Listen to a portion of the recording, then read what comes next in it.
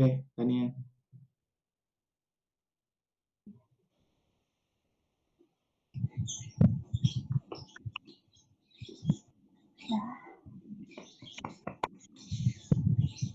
Ini tolong gedein PPT-nya.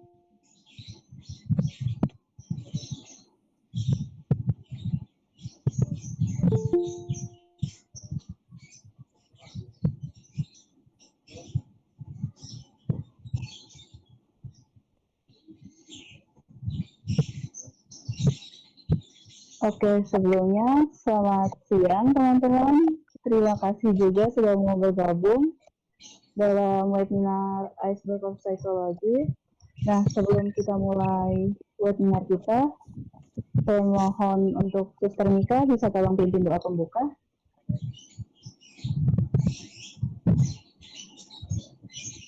Baik teman-teman, sebelum kita memulai webinar pada siang hari ini, marilah kita awali dengan doa. Doa akan saya pimpin secara Katolik, teman-teman yang lain bisa menyesuaikan.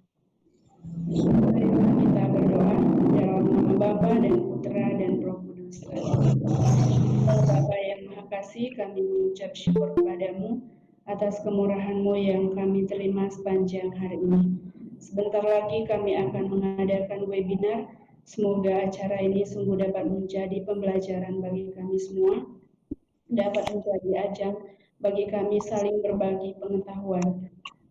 Kami mohon berkat-Mu, berilah kami kesehatan sehingga acara ini dapat berlangsung dengan baik dari awal, pertengahan hingga akhir. Doa ini kami haturkan kepadamu Bapa dengan perantaraan Kristus Tuhan kami. Amin. Dalam nama Bapa dan Putra dan Roh Kudus. Amin. Oke, terima kasih Suster Mika. Sama-sama, Nat. Terima kasih, sekarang Suster. Lanjut ke bagian perkenalan, Daniel.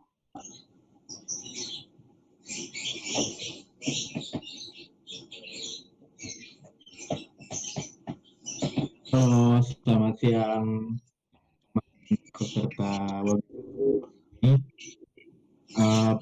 Pada hari ini saya bersama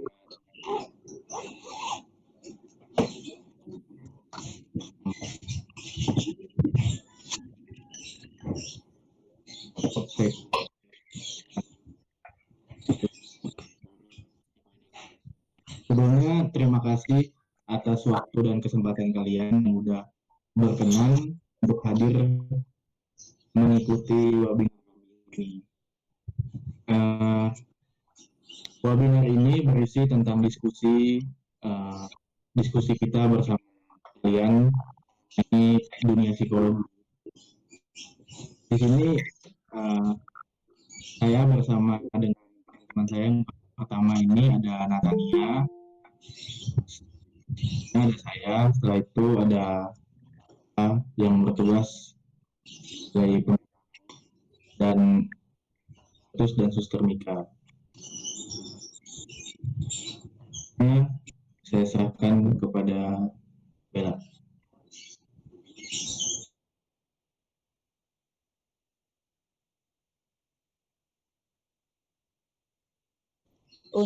Yang on microphone tolong pembicara saja ya, yang partisipan tolong di off mikrofonnya biar nggak ada suara-suara gitu. Di mute dulu. Terima kasih. Terima kasih. Sekarang kita akan mengenal tentang Sigmund Freud terlebih dahulu. Silakan Bella, dipersilahkan. Ya, di sini saya akan menjelaskan biografi dari Sigmund Freud. Sigmund Freud ini bapak psikoanalisa. Dia ini lahir pada tanggal 6 Maret pada tahun 1856. Freud ini lahir di Liebert, Moravia yang dikenal dengan Republik Ceko. Dia ini anak pertama dari Yakub dan Amelie Nutzen. Ya, selanjutnya. Slide selanjutnya. Ya. Di sini kita akan masuk dalam perjalanan hidup Sigmund Freud. Sigmund Freud ini memiliki relasi yang sangat baik dengan ibunya. Menurut Freud, kedekatan antara anak laki-laki ke ibunya ialah hubungan paling sempurna di antara segala hubungan. Di sini ayahnya ini kan memiliki 2 anak laki-laki yang sudah besar dari perkawinan sebelumnya.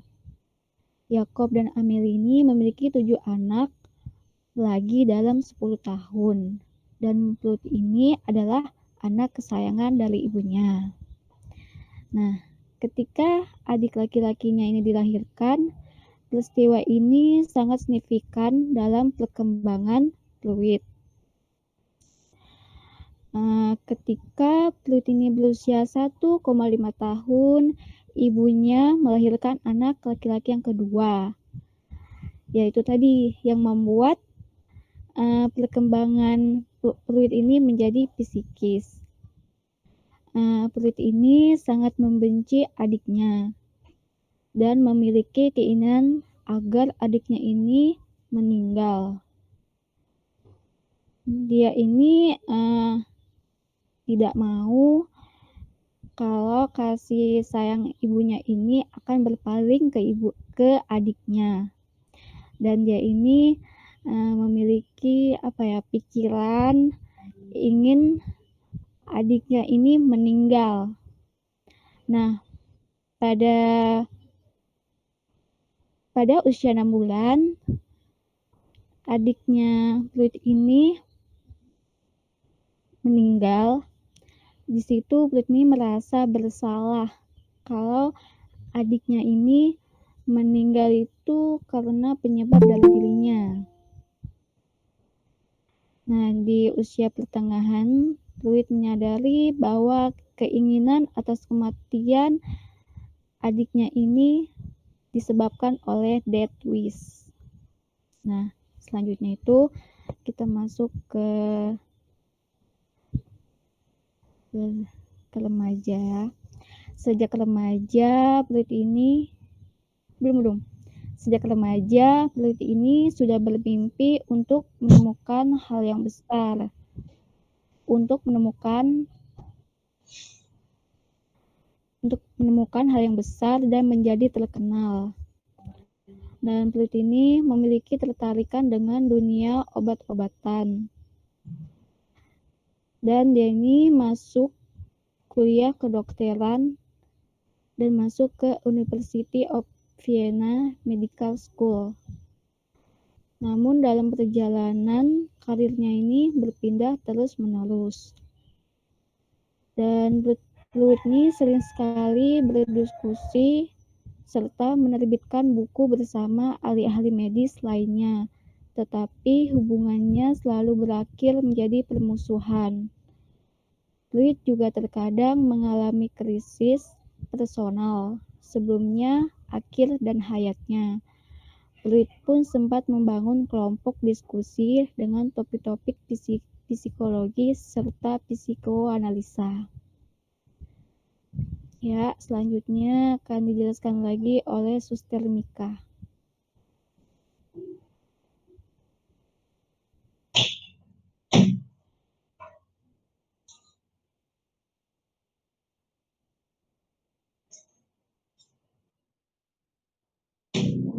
Baik teman-teman, sebelum saya mulai present, saya mengucapkan selamat datang pada teman-teman saya. Ada Mikael, ada Aurelia, ada Sergio, ada Tris, ada banyak sih. Terima kasih ya atas partisipasi Anda sehingga webinar kami dapat semarak pada hari ini. Oke, saya mulai. Teori psikoanalisa menurut Freud dilihat dari filosofi manusia. Menurut pendekatan psikoanalisa, manusia berperilaku ditentukan oleh kekuatan irasional, motivasi bawah sadar, struktur kepribadian. Di sini ada id, ego, dan superego. Ada juga dorongan dan insting serta kejadian psikoseksual. Nah, di sini saya akan menjelaskan kejadian psikoseksual itu seperti apa. Oke, next, lanjut. Nah, sebelum saya jelaskan psikoseksual itu sendiri, ada yang dinamakan insting hidup, insting mati, dan patologi. Nah, insting hidup di sini, manusia mempertahankan hidup berorientasi pada pertumbuhan, perkembangan, kreativitas, dan memperoleh kesenangan dan menghindari rasa sakit. Insting hidup dalam arti di sini seseorang yang mempunyai hasrat hidup, motivasi, sehingga dia memiliki daya untuk melakukan sesuatu dalam hidupnya, untuk mencapai tujuan-tujuan hidupnya. Misalnya, contoh kecil dalam insting hidup ini, misalnya ketika kita ada sesuatu yang membahayakan kita, secara refleks kita akan menghindar. Seperti itu, kita memiliki insting hidup. Kemudian ada juga insting mati. Di sini berhubungan dengan dorongan agresif atau keinginan untuk mati, menyakiti diri sendiri dan orang lain. Nah, di sini orang tidak memiliki motivasi hidup atau dia tidak mempunyai semangat untuk menjalani hidup. Bagi dia, hidup ini adalah kesulitan, adalah kesusahan. Dia tidak punya lagi harapan untuk hidup. Seperti itu. Misalnya orang-orang yang melakukan kejahatan, orang-orang yang menindas orang lain, atau mereka yang memang tidak punya harapan lagi dalam hidup ini. Bahwa benar Freud mengatakan bahwa manusia itu adalah makhluk deterministik ya. Bagi dia segala sesuatu yang dialami manusia itu jelek semua seperti itu. Nah, mereka ini menurut Freud banget gitu, yang insting mati. Kemudian kita melihat patologi atau masalah di sini ya. Ketidakmampuan individu menciptakan harmonisasi pada sistem kepribadian. Di sini ada id, ego, dan superego. Nanti akan dijelaskan oleh teman saya. Dan ketidakmampuan menyadari hal-hal yang tidak disadari. Seperti itu. Lanjut. Nah, teori psikoanalisa di sini ada tujuannya, yaitu membuat kesadaran atau konsius untuk hal-hal yang tidak disadari unconscious. Kemudian untuk membantu klien menghadapi tahap perkembangan yang belum terpecahkan. Membantu klien menghadapi tuntutan masyarakat. Lanjut. Sebentar. Dan siapa? Daniel, yang bagian psikoseksual belum dimunculkan. Coba diulang.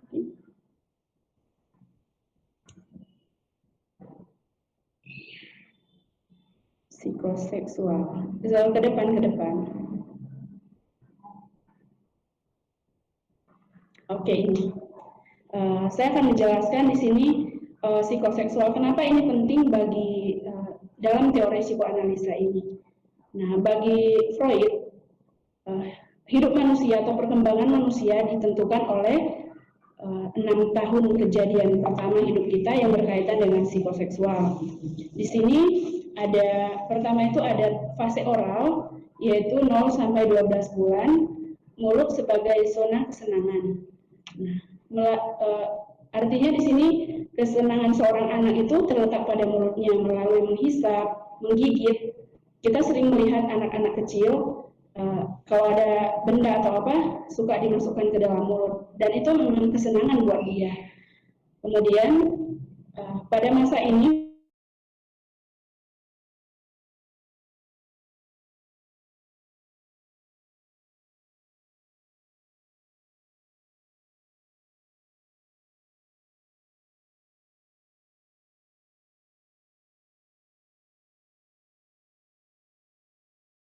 hubungan intim. Di sini juga ada istilah dia berganti-ganti pasangan atau sama sekali tidak mau berhubungan dengan orang lain. Nah, ini akibat kalau pada fase ini tidak terpenuhi pada fase ini tidak terpenuhi akan berpengaruh pada kehidupan selanjutnya ketika dia dewasa nanti.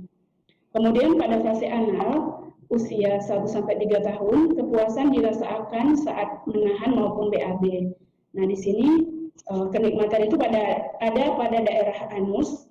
Lalu tugas utama pada perkembangan ini adalah belajar kemandirian, menerima kekuatan personal, dan belajar mengekspresikan perasaan negatif, kemarahan maupun agresi. Pada masa ini juga masa mendisiplinkan anak pada masa yang akan datang. Di sini juga pada fase ini merupakan pembentukan kata hati dan nurani. Lanjut pada fase balik itu usia 4-5 tahun, kepuasan itu pada organ seks atau alat kelamin. Nah, anak memindahkan pusat kepuasannya itu dari anal kepada daerah kelamin. Fase ini merupakan pembentukan identitas seksual seorang anak. Dia mulai menyadari kalau dia itu anak laki-laki dan anak perempuan. Kemudian anak laki-laki di sini menempatkan ibu sebagai objek cinta, kemudian pada anak perempuan ayah sebagai objek cintanya. Kemudian pada fase latensi 5-12 tahun di sini merupakan masa tenang, yaitu minat seksualnya itu mulai berubah lebih kepada minat sekolah, teman bermain, olahraga, aktivitas. Nah, bagi perkembangan di sini lebih kepada perkembangan motorik dan kognitif, ya hubungan lebih meluas kepada orang lain yang tadinya hanya kepada ibu, kemudian kepada ayah, kepada ibu, sekarang hubungan mulai meluas kepada yang orang lain seperti itu. Yang terakhir itu tahap genital, itu 12 tahun ke atas, memilih ketertarikan pada lawan jenis, alat reproduksi matang dan mulai terjadi puber di sini, hubungan yang lebih luas dan juga mempersiapkan karir. Yang mau ditekankan pada fase ini, walaupun pada dasarnya Freud menggunakan istilah libido yang mengacu pada energi seksual, ia mengembangkan istilah ini menjadi energi seluruh insting kehidupan. Insting ini bertujuan sebagai pertahanan hidup dari individu dan manusia, berorientasi pada pertumbuhan, perkembangan, dan kreativitas. Nah, di sini libido ini dipahami sebagai sumber motivasi yang lebih luas dari sekedar energi seksual itu sendiri. Jadi, kalau kita berbicara tentang psikoseksual itu bukan melulu pada seksual, tapi lebih pada orientasi hidup pada masa perkembangan selanjutnya. Demikian dari saya, dilanjutkan oleh teman saya.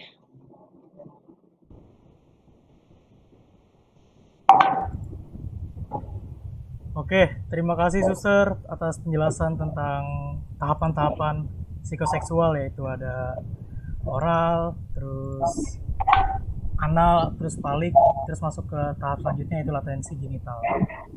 Nah, saya di sini akan menjelaskan tentang tingkatan kehidupan mental menurut Sigmund Freud, yaitu ada conscious yaitu sadar, prakonsisius atau prakesadaran, dan yang terakhir itu yang paling bawah itu unconscious atau ketidaksadaran. Lanjut. Nah, conscious atau kesadaran ini berada di paling atas.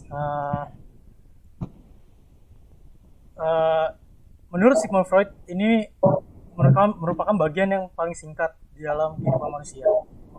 Berisi tentang pikiran, persepsi, perasaan. Kita dapat mengontrol, kita mengetahui, kita dapat merasakan gimana persepsi kita, gimana pikiran kita tahu banget gitu. Lalu tingkat yang paling dangkal menurut tingkatan kesadaran Sigmund Freud ini, dalam kesadaran semua peristiwa yang dirasakan itu sangat singkat dan berpindah ke tingkat selanjutnya ketika perhatian sudah beralih. Misalnya kita pengen makan nasi goreng nih, nah lalu pas dicek di dapur itu nggak ada nasi, lalu kita lihat ada Indomie tergeletak di situ, lalu langsung pindah ke Indomie, perhatiannya pindah ke Indomie, tidak ke nasi goreng lagi, karena nasi goreng mau buat nasi goreng nasinya udah nggak ada. Nah, nasi goreng yang tadi udah niatnya mau dibikin udah dilupain, udah nggak diperhatiin lagi. Nah, terus pikiran yang ingin tadi membuat nasi goreng itu masuk ke tingkat prasadar, pindah ke prasadar yang masih di dalam jembatan antara sadar dan tak sadar. Lanjut, Daniel.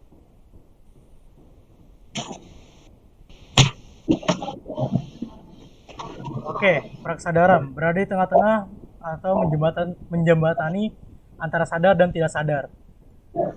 Jembatan antara sadar dan tidak sadar ini pada tingkatan ini bisa disebut juga dengan available memory atau ingatan yang tersedia berupa lamunan, kesalahan berbicara atau slip of tongue.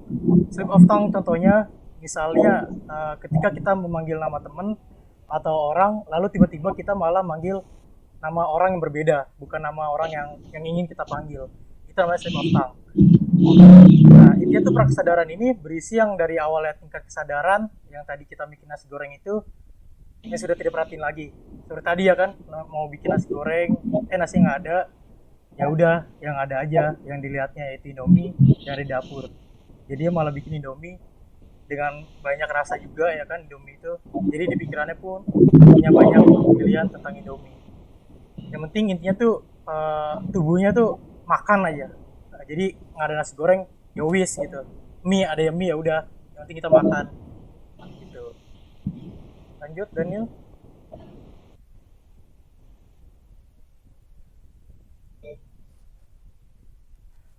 Unconscious atau ketidaksadaran berada di paling bawah dan paling berpengaruh terhadap perilaku.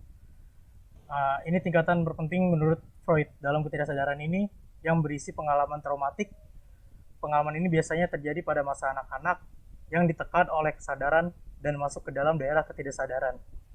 Impuls, insting dorongan-dorongan yang segalanya ada di dalam alam bawah sadar. Terbentuknya ketidaksadaran ini karena banyak pengalaman-pengalaman yang jarang kita recall atau kita panggil kembali. Nah, pengalaman-pengalaman yang jarang kita recall ini masuk ke alam bawah sadar. Nah, di dalam tingkatan ini itu pun tanpa kita sadari membentuk tingkah laku kita. Jadi kayak misalkan apa ya? Masa kecil pernah diomelin. Nah, omelin itu kan waktu masa kecil itu kan kita berpandang langsung menerima amarah itu maksudnya dalam keadaan sadar. Nah, terus kemudian harinya itu kita udah ngelupain itu. Tapi sebenarnya amarah apa omelan itu tuh masuk ke dalam alam bawah sadar, ditekan gitu. Jadi suatu saat bisa membentuk tingkah laku kita jadi orang yang agresif kah atau emosi kah atau menjadi orang yang rebel atau apalah gitu kan. Jadi dorongan-dorongan dan impuls-impuls yang di-repress atau ditekan, jadi tuh mengapa di-repress? Karena tuh yang tadi kan, pengalaman tadi tidak mengenakan atau menyenangkan itu ditekan sampai alam bawah sadar agar tidak muncul kembali. Jadi kita tuh nggak mau pengalaman-pengalaman ini tuh muncul dan tidak mau keluar begitu saja. Sekiranya sekian dari penjelasan mengenai sadar, kesadaran, dan ketidaksadaran. Selanjutnya akan dijelaskan mengenai ego superego. Terima kasih. Oke, makasih Heri. Selanjutnya saya akan menjelaskan mengenai struktur kepribadian menurut Sigmund Freud. Di sini Freud mengatakan bahwa kepribadian manusia itu terdiri atas 3 elemen yang bekerja untuk menciptakan perilaku manusia. Berikut 3 elemen itu ialah yang pertama ada id, yang kedua ada ego, yang ketiga ada superego. Id ini adalah merupakan komponen kepribadian yang paling dasar ada sejak individu itu lahir. Sistem di dalamnya terdapat naluri-naluri bawaan, aspek kepribadiannya sepenuhnya sadar dan termasuk dari perilaku naluriah atau primitif. Id ini juga didorong oleh prinsip kesenangan untuk suatu kepuasan dari semua keinginan dan kebutuhan. Nah, apabila kesenangan ini tidak terpenuhi, maka akan timbul kecemasan atau ketegangan di sini. Nah, ketegangan yang diciptakan oleh prinsip kesenangan ini dengan proses utama melibatkan dalam pembentukan citra moral dari objek yang diinginkan sebagai cara untuk memuaskan kebutuhan tersebut. Jadi ini ada sejak manusia itu lahir, yaitu maksudnya dia udah tertanam dari sistem biologis, sistem fisiologis individu itu, atau dari udah ada semenjak manusia atau individu itu lahir. Nah, di sini yang kedua ini yang dimaksud dengan ego. Ego ini merupakan pusat pikiran yang menjalankan fungsinya berdasarkan prinsip kenyataan. Di sini ego ini lebih kepada sifat ego ini lebih kepada seperti suatu jembatan yang menjembatani antara komponen id dan komponen superego. Nah, contoh dari ego ini, contohnya seperti saat orang yang sedang lapar, ego akan bekerja mengarahkan orang yang sedang lapar kepada makanan. Artinya, orang yang sedang lapar akan berpikir bahwa tegangan yang dirasakan akibat kebutuhan akan makan atau lapar ini hanya bisa diatasi dengan jalan makan makanan saja. Nah, yang ketiga atau yang terakhir ini, komponen kepribadian yang terakhir ini ialah superego. Superego ini merupakan sistem kepribadian yang berisi nilai-nilai atau aturan yang bersifat evaluatif atau baik atau buruk, dibentuk melalui internalisasi nilai-nilai atau aturan atau nilai adat istiadat atau agama atau ajaran agama atau orang tua atau lingkungan yang ditanamkan kepada individu itu, atau dengan kata lain uh, individu sejumlah figur yang berpengaruh atau berarti bagi individu atau orang tua seperti orang tua, guru dan lain-lain. Artinya di sini superego ini pada dasarnya adalah prinsip hati nurani atau gambaran kesadaran. Jadi superego ini memberikan pedoman untuk membuat suatu penilaian baik benar atau salah. Nah, selanjutnya ada identifikasi kasus dari kasus yang kami ambil dari teman-teman kami. Nah, di sini kasus pemerkosaan yang tersangka di sini berinisial SB memperkosa penghuni rumah yang merupakan ibu yang berinisial dari DN. Nah, saat kejadian kasus pembunuhan itu ada seorang anak dari ibu ini yang berusaha melawan atau mencegah aksi pemerkosaan dari SD ini. Anak tersebut menjadi korban karena dia berusaha untuk mencegah dari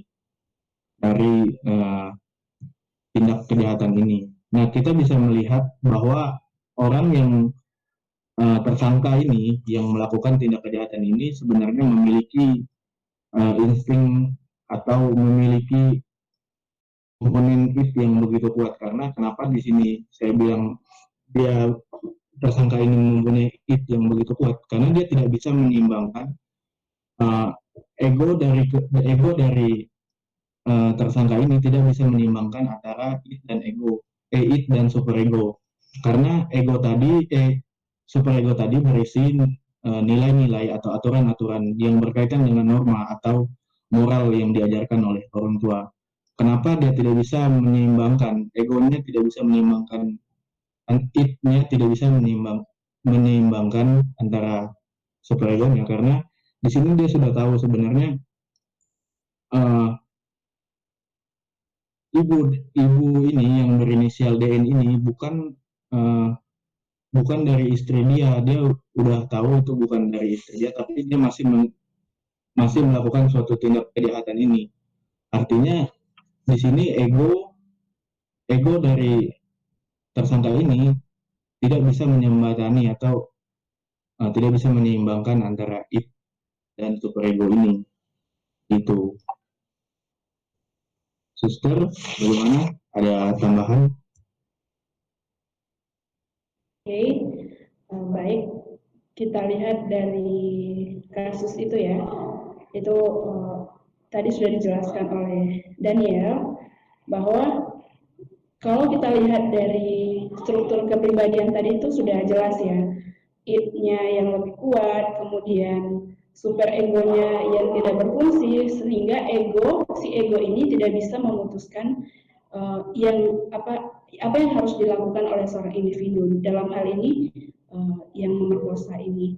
Nah, jadi ketika begitu mendominasi hidup seseorang, akan mengalahkan super ego yang juga ada dalam dirinya, sehingga ya tidak bisa mengambil keputusan. Dan dari kasus ini juga kita bisa melihat dalam tahap psikoseksual yang saya jelaskan tadi itu ya, apa hubungannya psikoseksual pada awal hidup itu ya, 6 tahun hidup pertama dengan kejadian yang sekarang.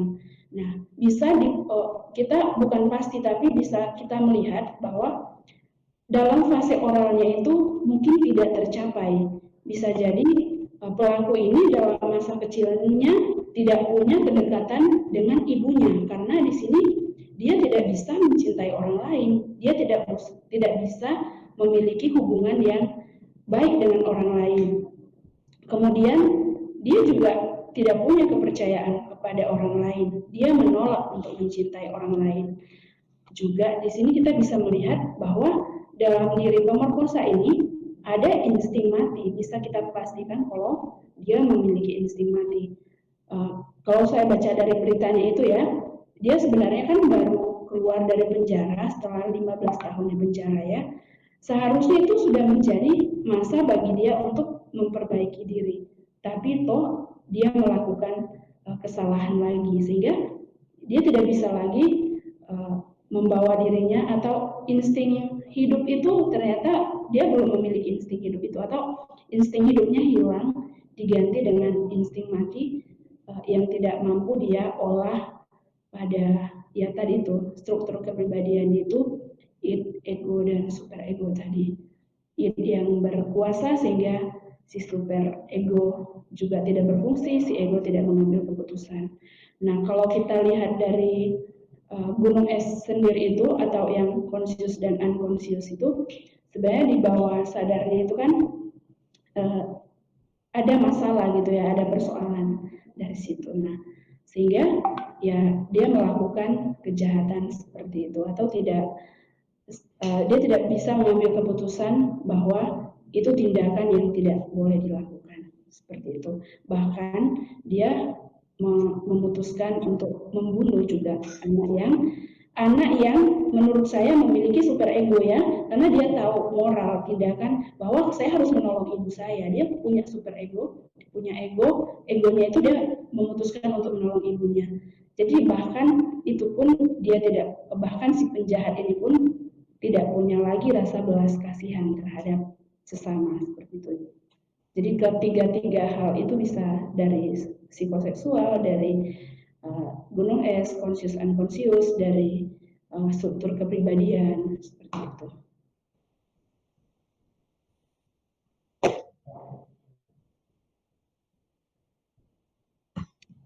Lanjut.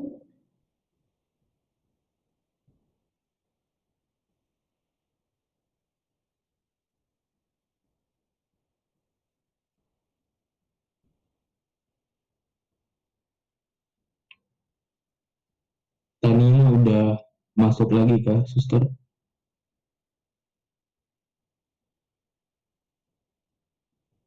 Tan, sudah masuk kah?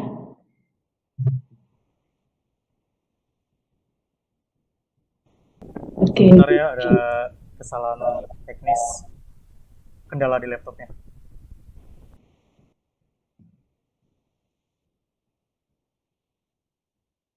Atau Heri ada mau nambahin dari identifikasi kasus?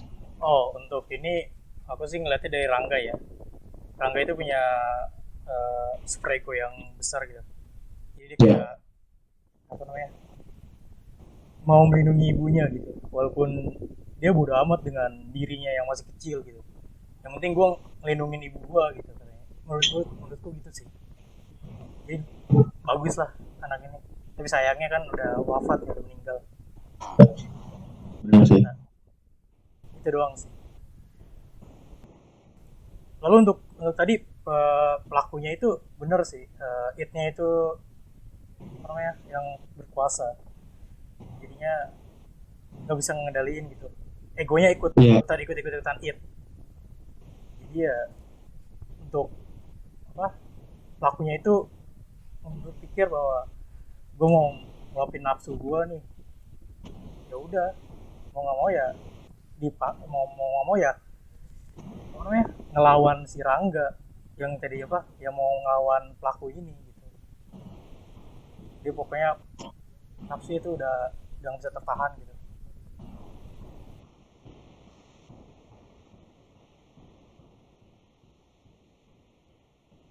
Artinya di dalam kasus ini dari pelaku ini tidak egonya tidak bisa menyeimbangkan antara id dan superego. Artinya di sini kan dijelaskan bahwa id ini merupakan naluri-naluri atau eh, sistem sistem di dalamnya terdapat naluri bawaan atau aspek kepribadiannya itu bersih, termasuk perilaku naruliah atau primitif. Artinya di sini Harry menganggap bahwa eh, pelaku ini tidak bisa menyeimbangkan ya antara id dan superegonya. Jadi egonya itu nggak bisa menyeimbangkan atau menyembatani dengan baik id dan superegonya. Iya benar. Karena id di sini tadi berisi naluri kan, bawaan-bawaan atau insting Iya. nafsu gitu. Seperti kayak contohnya ketika kita sedang lapar atau haus, maka kita akan segera memenuhi kebutuhan Iya. dari rasa lapar dengan haus itu dengan sampai itu terpenuhi. Sama dengan contoh kasus ini kan, Harry. Benar, benar. Jadi dia merasa bahwa wah, gue kalau kalau nggak ngeluarin nafsu gue, gimana gue kehidupan gue, begitu dia berpikir begitu. Tapi dia tidak memperhitungkan uh, dari aspek superegonya tadi, karena di aspek superegonya ini tadi berisi nilai-nilai atau moral. Karena di sini dia seharusnya udah, kalau memang dia memiliki superego yang kuat, di sini dia pasti lebih memikirkan kan. Di sini dia udah tahu lah ini bukan istri dia, bukan, ya bukan siapa-siapanya dia sih, tapi dia lebih mementingkan hawa nafsu dia dengan uh, memuaskan kebutuhan dari, kan seks ini kan suatu kebutuhan juga kan. Jadi dia nggak mementingkan superegonya dia, karena di superegonya tadi berisi nilai-nilai moral atau uh, hati nurani atau uh, kesadaran-kesadaran yang dimiliki oleh individu tersebut. Tapi dia tidak memikirkan itu, tidak, dia egonya sepertinya kayak nggak bisa menyembatani ya Her. Betul, betul.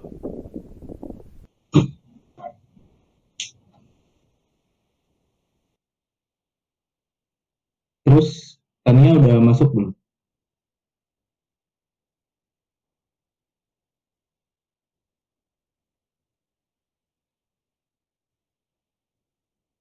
Heri, Tania udah masuk? Sepertinya belum, lagi mencoba.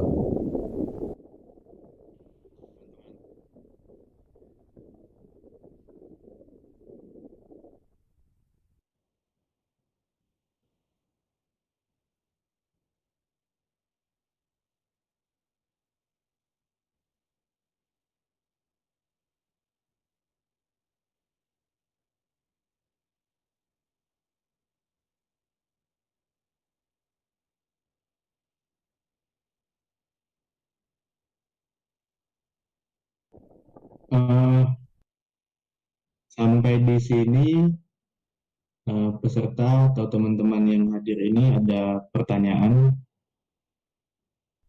Ya, sekalian menunggu teman kami yang akan menjelaskan defense mechanism. Pertanyaan-pertanyaan boleh ditulis di kolom komentar ya, chatnya. Kak Hana nih biasanya ada pertanyaan.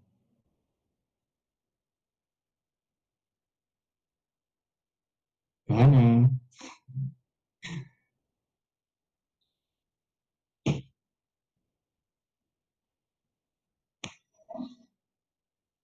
halo teman-teman, apakah masih ada orang?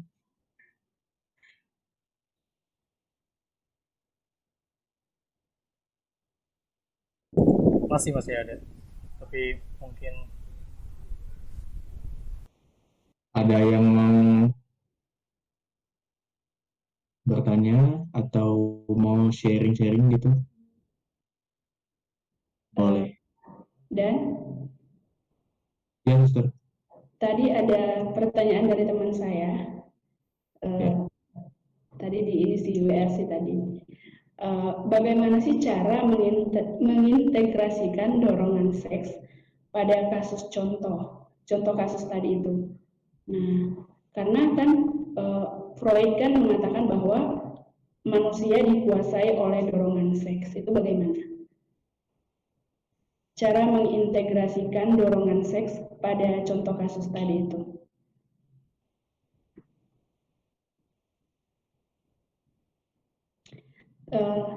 Atau coba saya jawab ya. Ya, Suster. Kalau saya melihat dari kasus itu sih, kalau kita lihat manusia sebagai makhluk seksual, seks tadi itu ya, menurut Freud itu sebenarnya mungkin bisa kita pastikan si pelaku ini dia itu tidak mendapat atau tidak mencapai tahap perkembangan pada beberapa tahap, misalnya pada tahap palik ya, pada tahap palik itu kan ada kenikmatan pada tahap itu memindahkan pusat kepuasan pada daerah kelamin. Fase ini pembentukan identitas seksual. Anak laki-laki menempatkan ibu sebagai objek cinta, demikian pula anak laki-laki. Yang saya tahu bahwa kalau tahap ini tidak terpenuhi, bisa jadi orang ini tidak dia akan melakukan penyimpangan seksual ya, seks ya, seperti pelaku tadi itu. Menurut saya itu kan penyimpangan seks ya, yang harusnya itu bukan istrinya, tapi dia melakukan hubungan seks. Itu kan menurut saya tidak pas gitu ya, tidak sesuai. Nah, kemudian juga bisa kita lihat pada fase fase oral ya. Pada fase oral itu kan kedekatan dengan ibu. Nah, kalau seseorang di sini dikatakan tidak memiliki kedekatan dengan ibu, itu maksudnya bukan semua orang ya, tapi dalam kasus ini bisa juga di sini dia tidak muncul ketidakpercayaan atau menolak cinta. Menurut saya dia ini menolak cinta sehingga dia menyalurkannya lewat hasrat seksnya yang tidak bisa dia kendalikan, seperti itu. Itu sih menurut saya. Ini pertanyaan dari Mikael. Terima kasih Mikael, pertanyaan yang luar biasa. Bagaimana Mikael? Bisa di-unmute mungkin?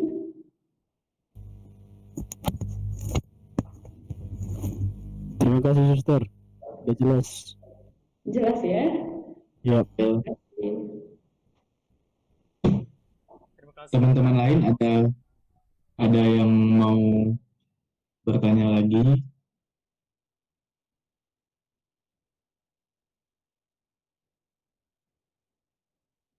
Chelsea, mau bertanya nggak? Atau mau sharing gitu dari contoh kasus atau pengalaman? Chelsea, Anissa, gimana nih? Ada yang mau ditanyain nggak dari tema webinar hari ini? Dari struktur kepribadian yang menurut si Freud ini tadi.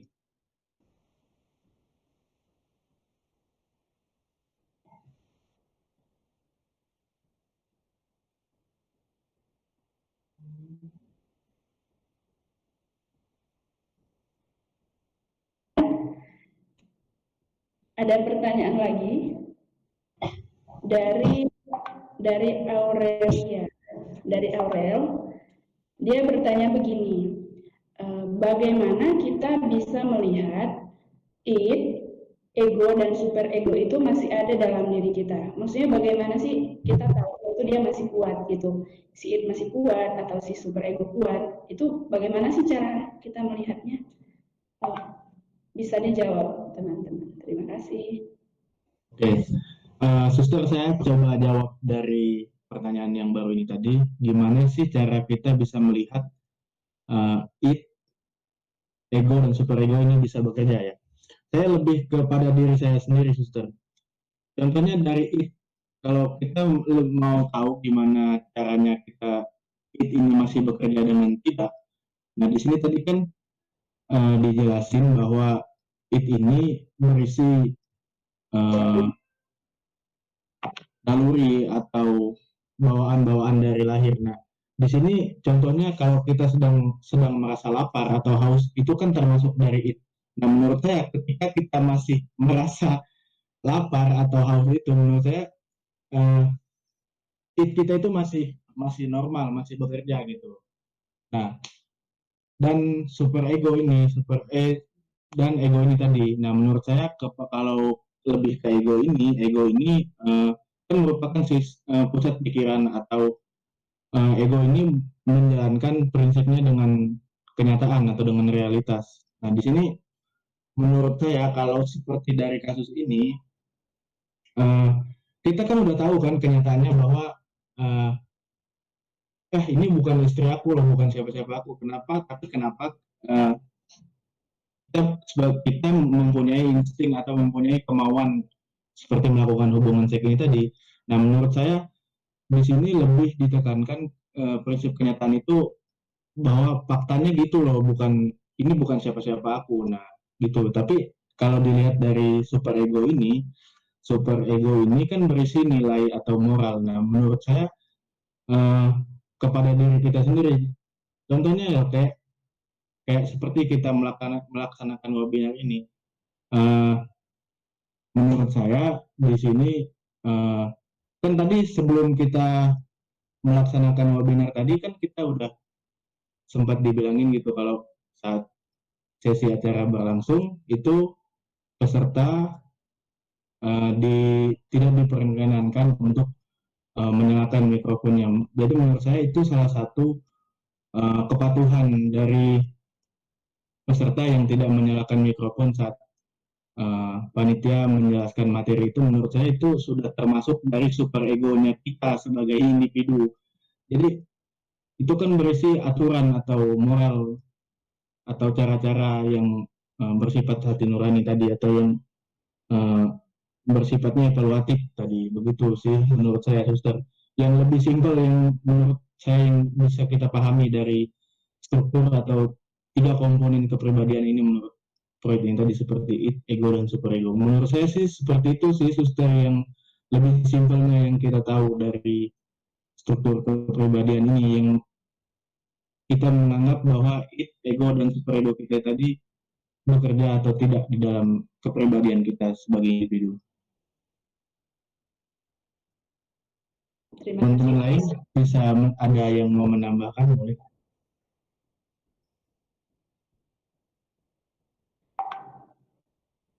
Sudah sih, jelas banget sih menurut saya. Saya harap juga teman Aurelia jelas ya. Seperti itu. Ada lagi pertanyaan?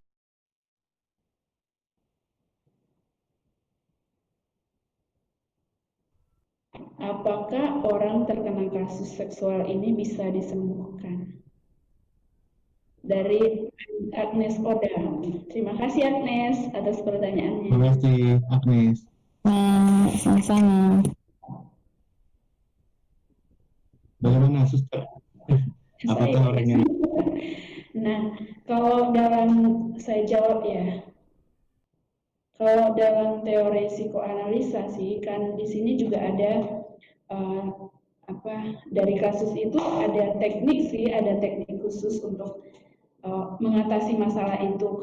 Tapi kalau kita berbicara bisa disembuhkan atau tidak itu kan kembali lagi ke pribadi ya, ke pribadi. Nah, dalam kasus ini ada teknik khusus yang bisa kita pakai untuk menyembuhkan atau setidak-tidaknya menghilangkan seperti itu.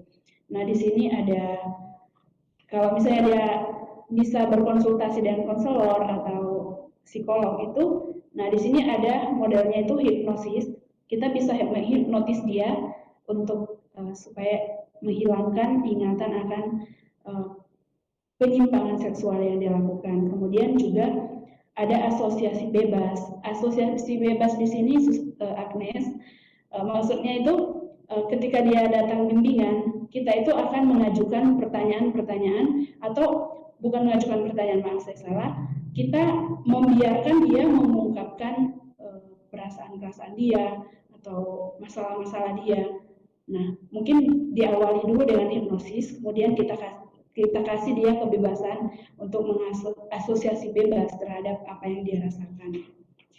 Nah, kemudian juga di sini yaitu bisa dilakukan bimbingan berkali-kali atau sampai dia merasa bahwa dia sudah terbebas dari itu. Tapi sekali lagi, untuk kesembuhan, apalagi kasus yang sudah berat seperti ini, menurut saya kembali lagi ke pribadi atau itu sekali lagi itu ke struktur kepribadian sih kenanya itu, kemudian yang id, ego, dan superego itu. Seperti itu. Semoga terpuaskan. Bagaimana? Baik, mungkin saya lebih menangkapnya pengobatannya itu lebih kepada psikisnya dulu ya, kejiwaannya atau kepribadiannya. Ya, seperti itu. Ya, benar. Kita memunculkan unconscious-nya itu tadi, yang gunung es-nya itu tadi. Kan kita sekarang ini, topik kita kan tentang gunung es. Jadi sebenarnya kejadian psikisnya itu ada di bawah sadarnya dia, sehingga dia melakukan tindakan seperti itu. Betul sekali, seperti itu, Agnes. Terima kasih untuk penjelasan. Pertanyaannya luar biasa. Terima kasih, Agnes. Ya, sama-sama. Lalu ada pertanyaan nih dari chat nih, dari Rin. Tadi dijelaskan bahwa kejadian-kejadian yang menyenangkan itu bisa mempengaruhi perilaku individu. Lalu gimana sih individu yang mempunyai kejadian-kejadian yang menyenangkan itu? Jadi kalau menurut saya tuh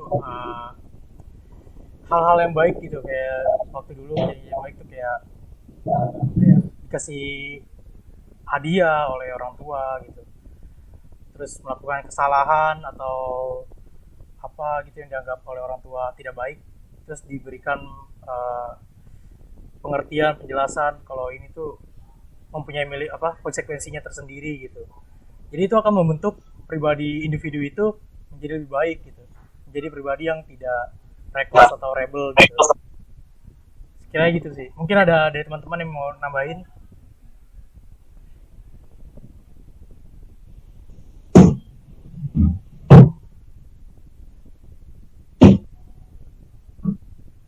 Nggak ada mungkin. Tadi gimana sih, Heri? Itu baca di chat dah.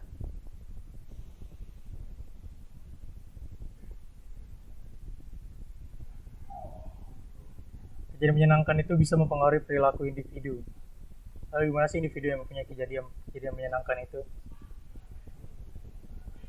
Tadi aku jelasin baru kejadian yang tidak menyenangkan yang akan membuat pribadi seseorang menjadi entah itu mudah emosian, mudah marah-marah, tergantung dari apa yang diterimanya dari orang tuanya gitu. Kalau ini kan kejadian menyenangkan,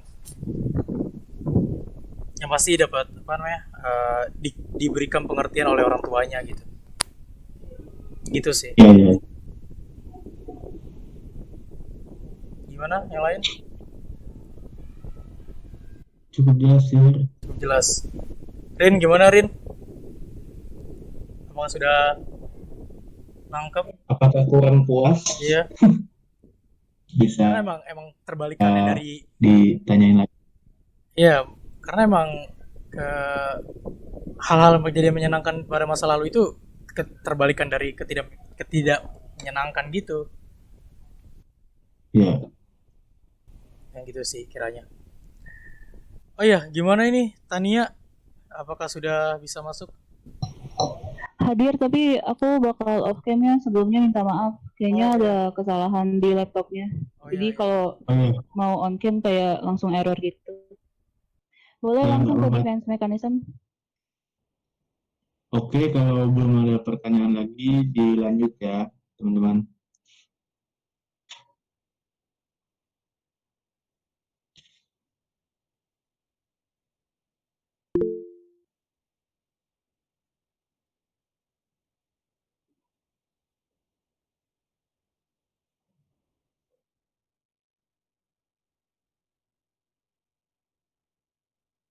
Oke, tanya. Silakan. Oke. Ya, defense mechanism atau mekanisme pertahanan ego. Jadi defense mechanism ini secara umum merupakan hal yang normal dilakukan oleh setiap orang, dan aku sendiri percaya bahwa kita yang lagi di webinar ini pasti pernah melakukan yang namanya defense mechanism. Tapi defense mechanism ini bakalan menjadi tidak normal jika dilakukan secara ekstrim, secara repetitif. Jadi terjadinya pengulangan terus-menerus untuk defense mechanism ini. Dan dan orang yang melakukan secara ekstrim dan secara repetitif bisa dimasukkan dalam patologi atau orang yang sakit dalam tanda kutip. Lalu defense mechanism ini biasanya juga digunakan secara spontan atau tidak sadar. Karena defense mechanism ini digunakan untuk meredakan atau melawan anxiety atau kecemasan maupun kekhawatiran yang dialami oleh individu. Sekarang kita bakal beralih ke macam-macam atau jenis-jenis defense mechanism.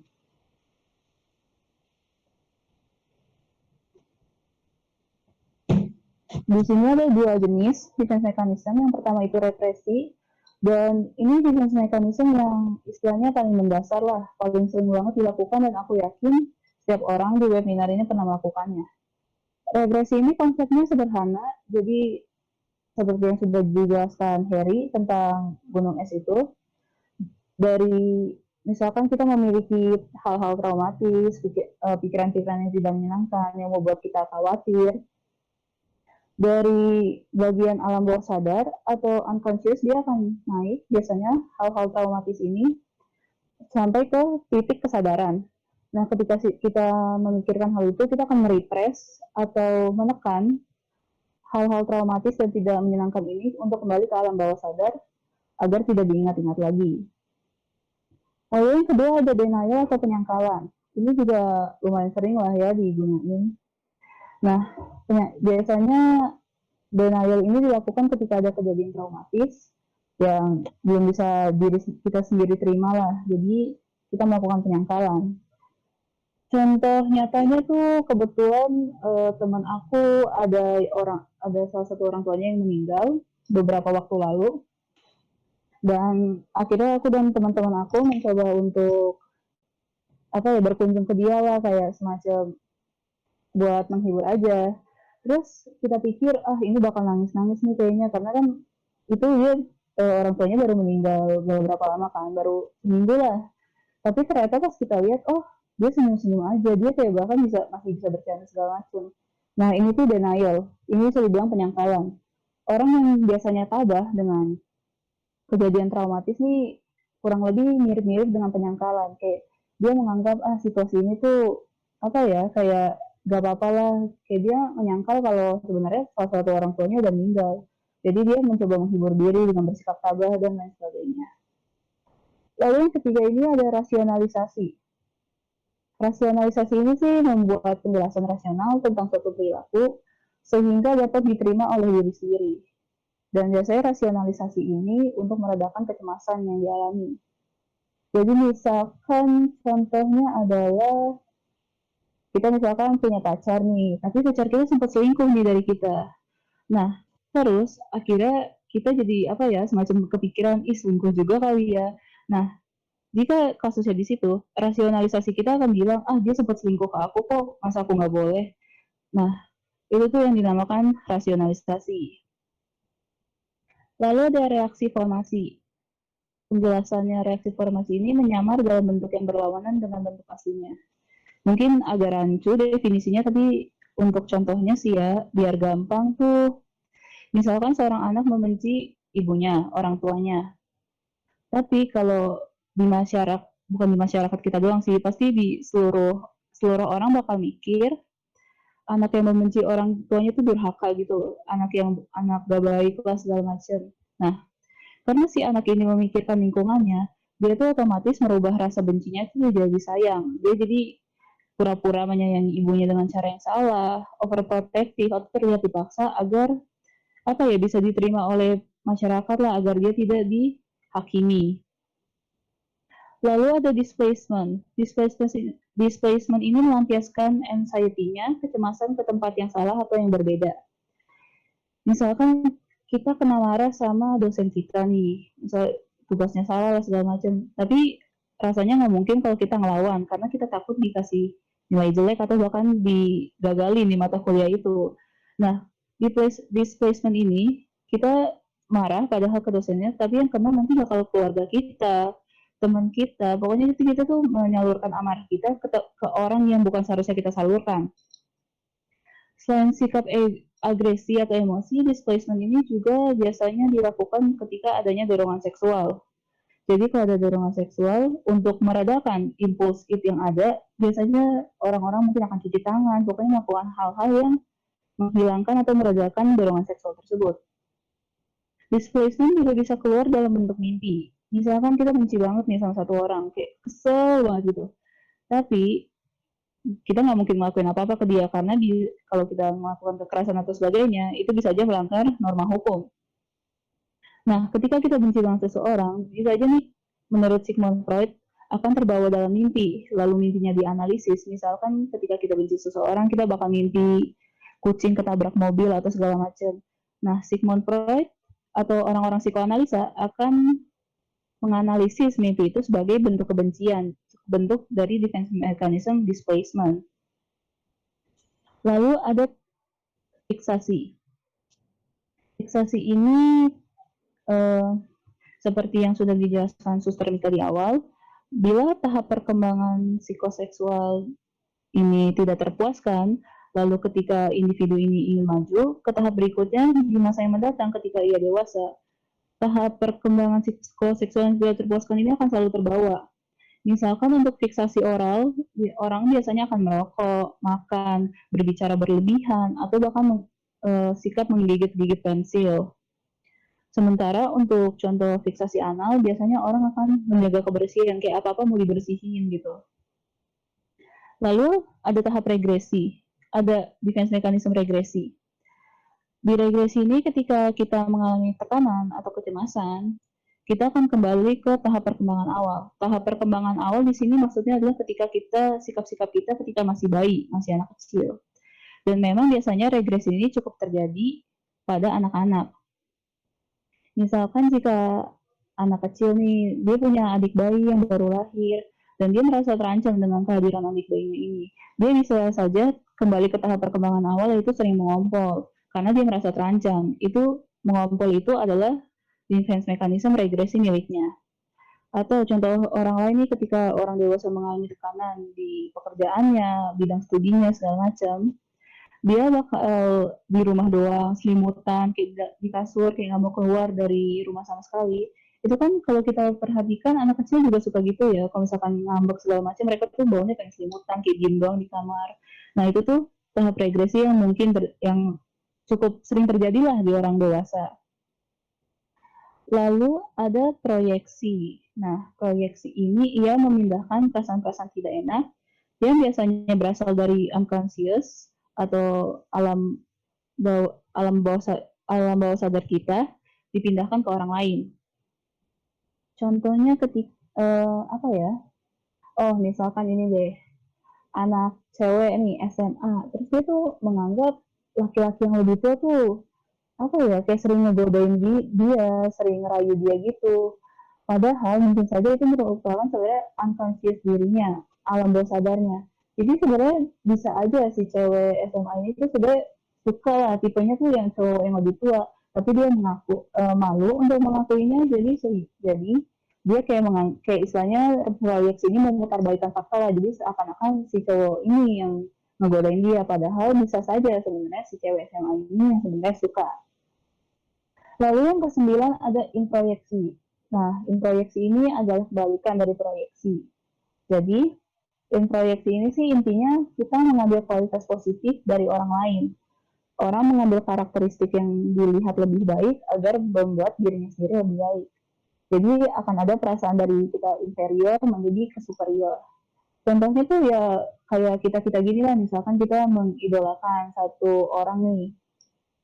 Nah, terus sikap-sikap baik si orang yang kita idolakan itu kita ambil, kayak kita terapkan ke diri sendiri agar kita tuh merasa lebih baik dari kita ke inferior menjadi superior. Dan yang terakhir adalah sublimasi. Nah, ini defense mechanism yang paling positif lah dibanding defense mechanism lainnya. kecemasan atau kekhawatiran seseorang itu disalurkan atau disublimasi lewat karya-karya. Jadi misalkan kita lagi anxious nih, cemas segala macam. Nah, kita meluapkan kecemasan kita tuh lewat karya, misalkan menggambar, membuat musik, membuat cerita segala macam, itu tuh yang dinamakan sublimasi. Nah, kesimpulan dari defense mechanism sendiri adalah melindungi ego dari kecemasan. Biasanya tuh defense mechanism sebagai alarm lah jika ego merasa cemas atau pokoknya aware akan sesuatu. Nah, kesimpulan lainnya, semua orang pasti pernah pada melakukan hal ini. Orang-orang pasti, dan represi itu yang paling sering dilakukan lah, itu pasti kita sering banget ngelakuinnya secara tidak langsung. Lalu secara normal, defense mechanism sendiri ini menguntungkan kita, apalagi bagian sublimasi kan yang terakhir menyalurkan lewat karya, itu tuh kan menguntungkan bagi orang lain juga sih. Oke teman-teman, sekian materi kita untuk hari ini. Apakah masih ada pertanyaan yang belum dijawab atau belum diajukan?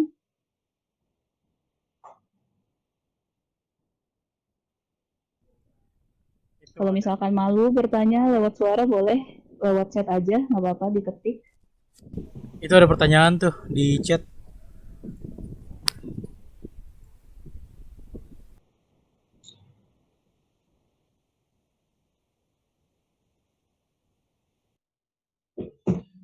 Nah, ini suster, gimana suster?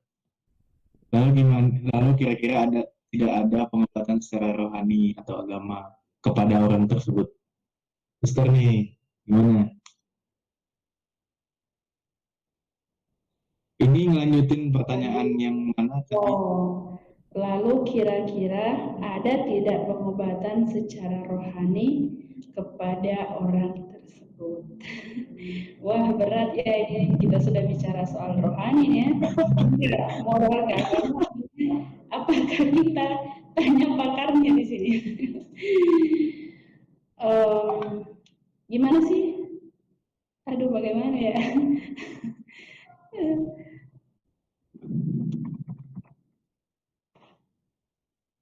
Oke, suster, saya jawab pertanyaannya.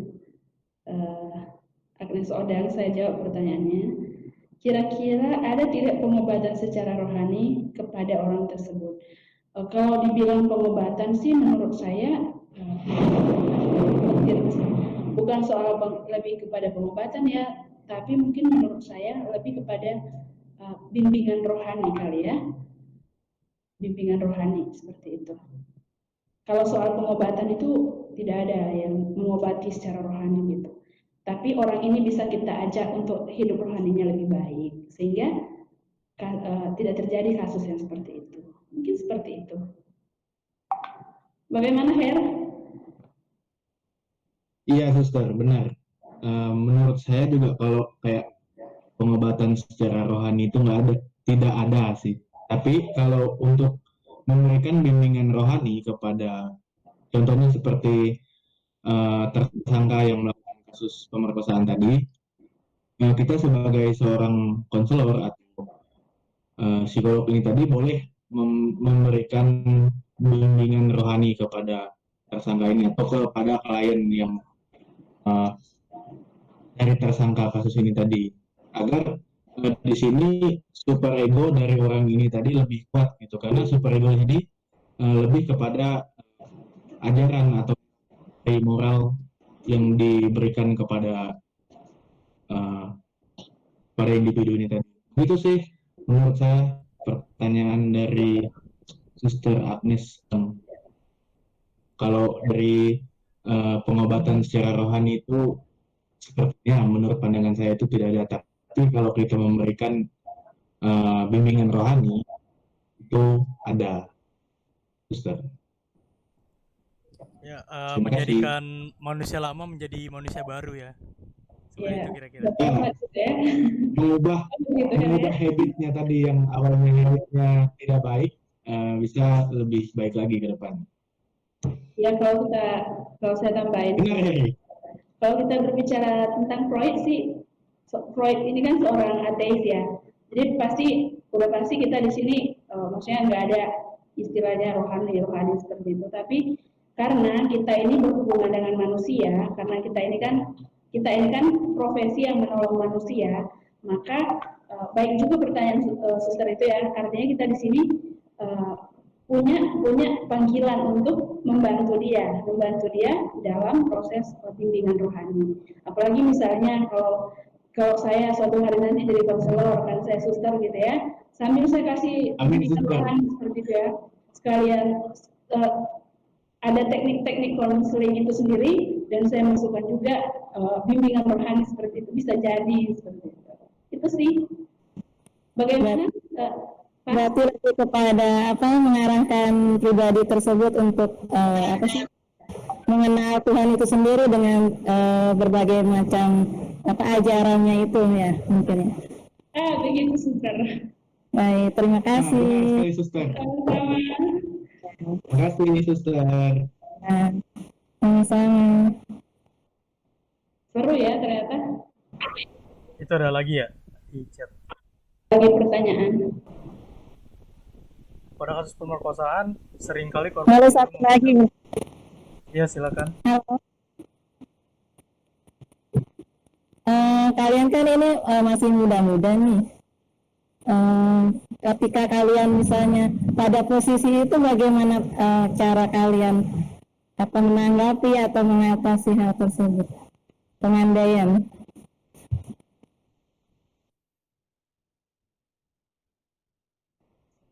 Dengan kata lain, kita ini kan calon konselor ya, begitu kan? Jadi kan pasti kalau pengalaman itu kan lebih kata peribahasa itu, pengalaman itu sesuatu yang lebih obat yang lebih berharga ini, atau apalah istilahnya itu. Ya. Jadi lebih realistis.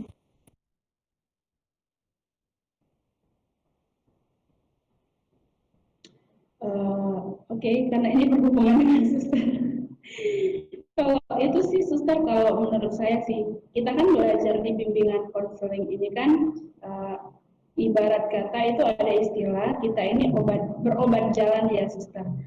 Dengan tujuan bahwa sambil belajar, kami juga terlebih dahulu menyembuhkan diri kami dulu seperti itu. Artinya ilmu-ilmu yang kami dapat, segala hal yang kami peroleh dalam bidang ini, itu membantu kami sebelum kami sebagai profesi yang membantu orang ya ini, itu sebelum kami membantu orang, kami harus mampu dulu membantu diri kami sendiri.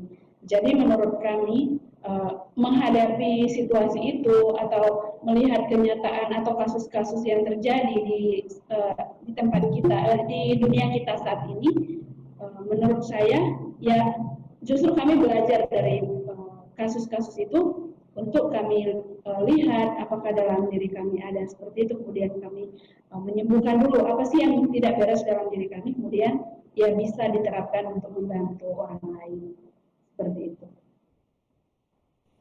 Oke, baik, terima kasih. Mungkin dari temennya menambahkan, kan ini dari suster. Nah, yang lebih muda dari suster kita. Baik suster, saya mau menambahin dikit berkaitan dengan bidang konselor bidang konseling tadi. Menurut saya sama seperti yang dikatakan suster Mika tadi, bahwa saat studi ini kita belajar di bimbingan konseling ini, sebelum kita bisa membantu orang, kita harus bisa membantu diri kita sendiri. Dalam arti di sini, sebelum kita bisa memahami individu lain atau memahami orang lain, kita harus bisa memahami diri kita sendiri. Artinya kita sebelum kita bisa membantu orang mengatasi problem-problem yang dia alami, kita harus bisa mengatasi problem yang kita alami dahulu. Artinya kita harus bisa memahami diri kita sendiri terlebih dahulu sebelum kita memahami orang lain. Di bimbingan konseling ini saya satu sama yang seperti dikatakan suster tadi, kita seperti berobat jalan gitu suster.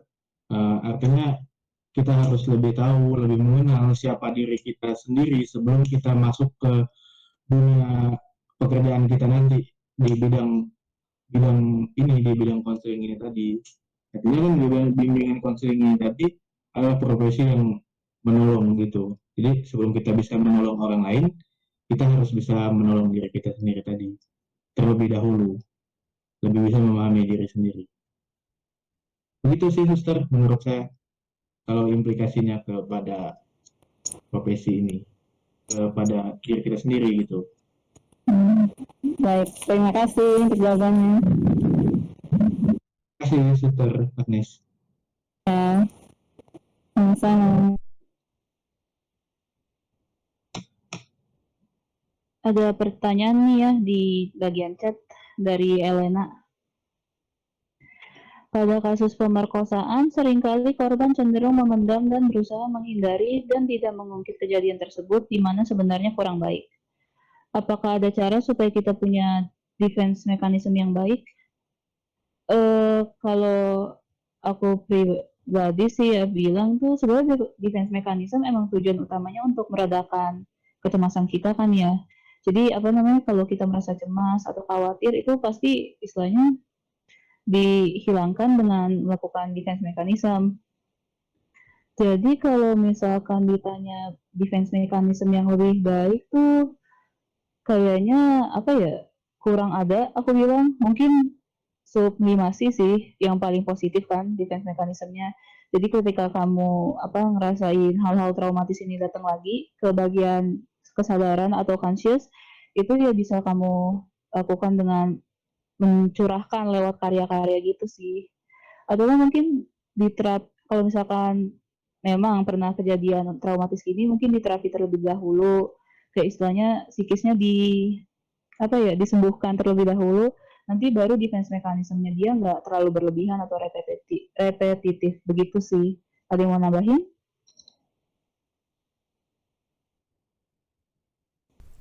Ya, mungkin jadi ini ya, orang yang terkena apa namanya? Mengalami apa namanya? Kan memendam tuh korbannya. Eh, Sarannya sih ya datang ke yang ahlinya gitu.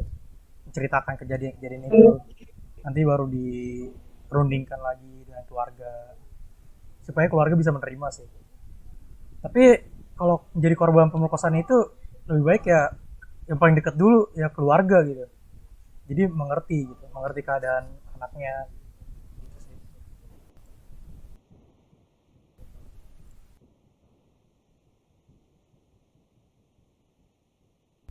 Yang lain gimana?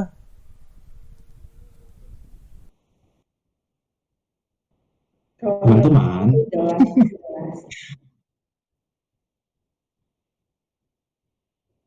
teman-teman, apakah masih ada pertanyaan? Apa masih ada yang ingin ditanyakan atau kurang jelas mungkin?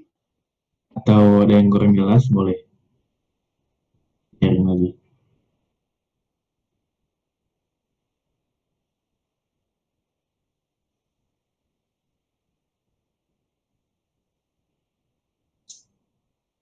Oke, selesai. Oke, Belum ada ya? Atau sudah ada nih? berarti udah ya. Terakhir ini ya. Terakhir si Oke, Aurelia ya. Elena. Elena. Oh, sorry. Oke, teman-teman, sekian dari webinar kita. Terima kasih banyak sudah meluangkan waktunya nih. Udah hampir 1 jam kan ya. Terus kami mohon maaf juga bila ada kesalahan kata, juga kesalahan-kesalahan teknis lainnya. Terima kasih banyak semuanya. Terima kasih semuanya. Baik, teman-teman. Makasih. Mohon maaf semuanya. Yang sudah hadir. Sama-sama. Mohon maaf kalau ada Terima kesalahan kasih kata. Kak. Oh ya, sebelum kita out semuanya, Langsung boleh screenshot aja pada nih. on cam nggak? Kita untuk buat sesi dokumentasi. Langsung screenshot boleh aja. Harry, boleh? Oke, udah. Oke, Mana ini? udah. Udah. Oke, suster, boleh tutup dengan doa sebelum selesai.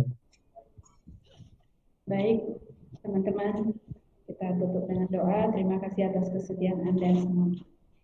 saya pimpin secara Katolik. Marilah kita berdoa dalam nama Bapa dan Putra dan Roh Kudus. Amin. Allah Bapa yang Maha Kasih, kami mengucap syukur kepadamu atas penyertaan-Mu dalam webinar kami pada siang hari ini. Kami juga berucap syukur kepadamu dan berdoa bagi teman-teman kami yang telah menyediakan waktunya bagi kami semua, sehingga webinar kami dapat terlaksana dengan baik. Semoga dapat berguna, apa yang kami sampaikan dapat berguna bagi kami semua dalam kehidupan kami setiap hari. Akhirnya ya Bapa, rasa syukur ini kami haturkan kepadamu dengan perantaraan Kristus Tuhan kami. Amin. Dalam nama Bapa dan Putra dan Roh Kudus. Amin. Terima kasih teman-teman. Terima kasih semuanya. Terima kasih semuanya. Terima kasih Boy, terima kasih Anissa. Terima kasih Suster Agnes. Terima kasih Anissa. Arel. Terima kasih Elena. Ya semuanya. Terima kasih Maria. Terima kasih Michael Daniel. Terima kasih semuanya. Terima kasih Heribertus. Terima kasih. Terima kasih Suster. Terima kasih semuanya. Suster Mika. Terima kasih Tania. Terima kasih Heribertus. Terima kasih Bella. Sayang sekali. Daniel, makasih Heri. Thank Terima kasih you. semuanya, Thank makasih. you. Terima kasih semuanya. Udah di record belum?